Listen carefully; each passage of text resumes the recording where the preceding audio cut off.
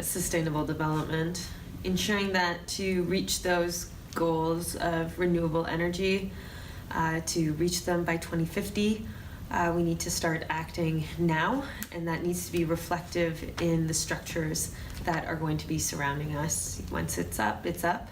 And if it's not net zero, if it's not buildings that are reducing their carbon footprint, then we're not doing our role to be lowering, to be facing and challenging that 1.5 degrees Celsius increase, which the UN only this week kind of made a big deal out of that. Yeah. The next 5 years, wow, the biggest issue.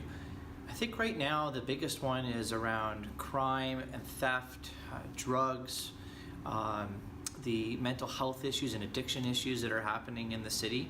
They have been on the increase. Most urban centers in Ontario, the other mayors that I talk to, are struggling with the same thing.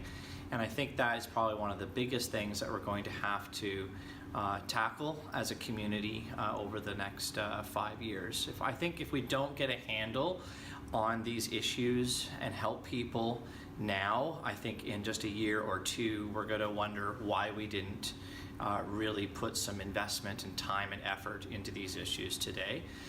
So if we look at the police, if we look at, as I said, prevention programs, technology, different social service work, those are the things that we need to be using and promoting and investing in over the next little while. In the next 50 years? Oh, sorry, in the next 50 years.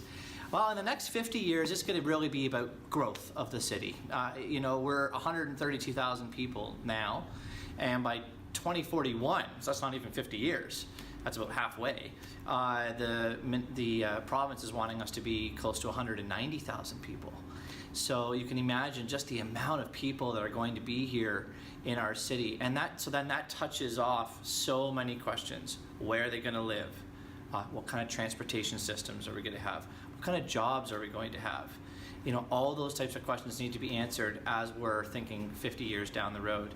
A lot of the stuff that myself and the councillors often do at City Hall is not, voting yes or no on things for today or maybe even next week or maybe even 5 years later. It is for things way far out, up to 50 years. We're thinking about the growth in the South End, the Clare Maltby area, the growth with the jail site to the Guelph Innovation District, and how is that all going to make sure it fits with Guelph, our culture, our vibe, our character, our DNA, so that in 50 years we don't recognize the Guelph that we are today, because the Guelph that we have right now is the one that needs to be always celebrated, and we shouldn't lose that as we grow 50 years down the road.